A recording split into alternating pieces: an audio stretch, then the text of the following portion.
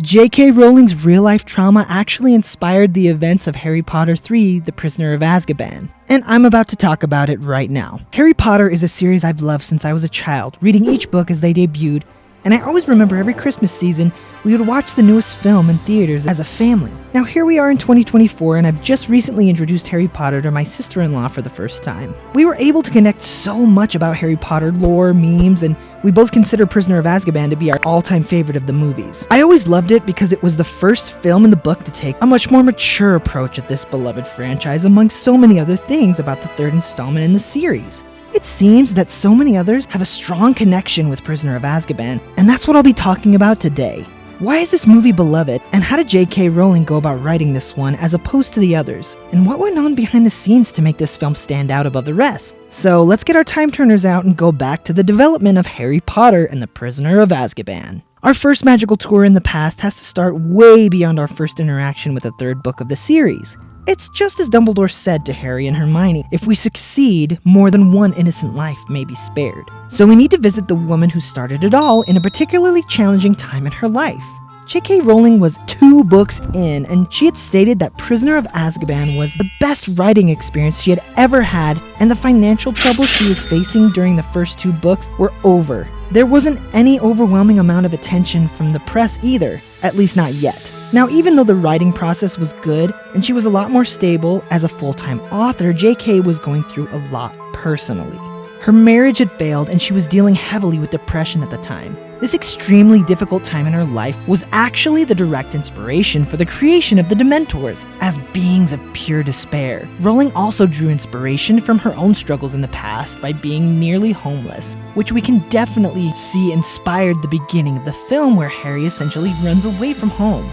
Experiences such as this all contributed to the overall darker, grounded tone of the book and movie. I wouldn't wish these kinds of hardships on my worst enemy, but it does show us something about why we all feel a personal connection to Prisoner of Azkaban from the start. J.K. Rowling did have to endure a lot in her life, but it's admirable to see someone turn such a horrible happenstance into a vehicle for others to relate and even heal from some of their bad life experiences as well. She utilized these key points of torment in her life to shape the world of Harry Potter and the rich characters that inhabited it. It's these themes and story elements that help us see the humanity in the wonderful story. Like whether or not you've ever dealt with a divorce, you might have felt alone or had a bad day in your life. We all do.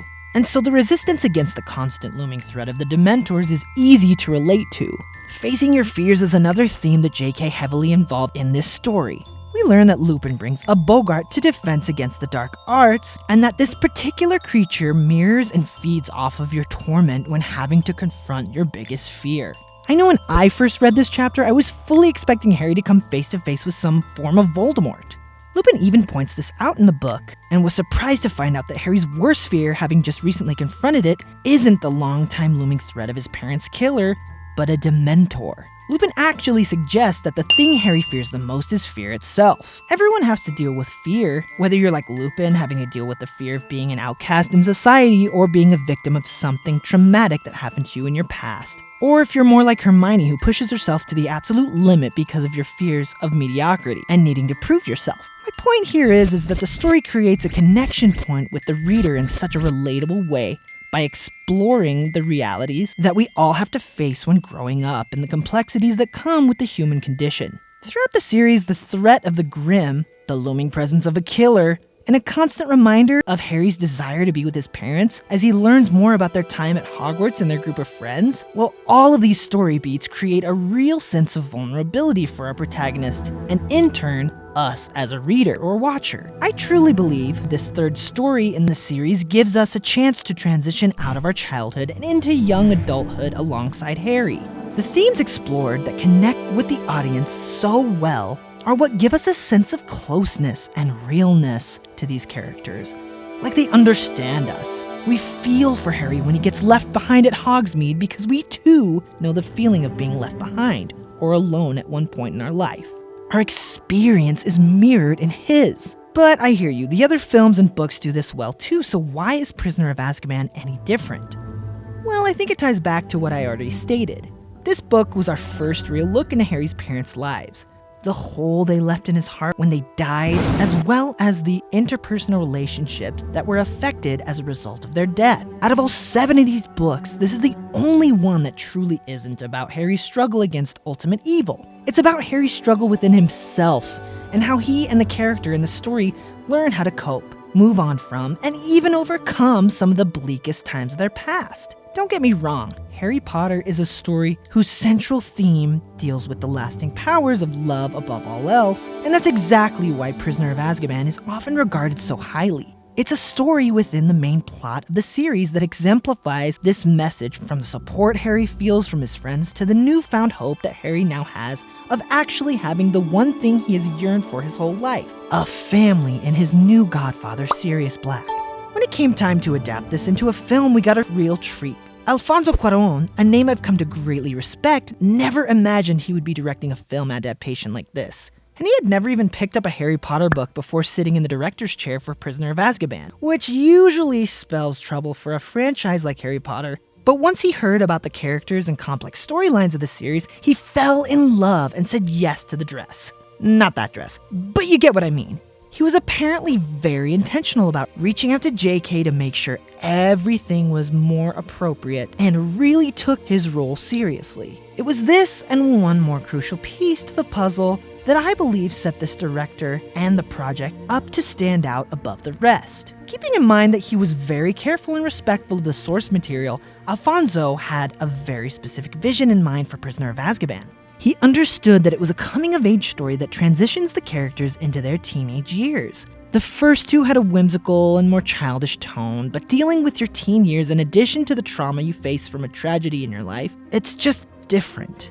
It's hard. It's no longer just playing around all the time having fun. It's now about healing, maturing, seeing the world for what it is, and knowing how to interact with it. Alfonso understood all of this and wanted to carry these ideas into his adaptation. Don't get me wrong, as a fan of Harry Potter, I'm not blind to some of the glaring issues this movie has. I talked earlier about Alfonso wanting to make sure everything was lore tight, when actually there was some serious moments and bits of history that are outright omitted from the movie. This film is by no means perfect, but I think it still captures the heart and soul of what makes Harry Potter so special to all of us. It's a story about growing.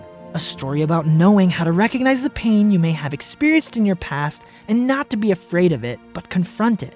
Even if in the end, you're still working through your darkest day, happiness can be found even in the darkest of time, when one only remembers to turn on the light. And that's a wrap. Hey, if you like this video, leave a like and comment with your favorite moment of Prisoner of Azkaban. And while you're at it, cast your Patronus on that subscribe button so you don't miss any behind the scenes looks at your favorite movie franchises and other media. Also, if you love magical worlds like Harry Potter, odds are you're gonna love my playthrough of Yoshi's Story for the N64 Virtual Console. So click the link in the video and I'll see you all over there.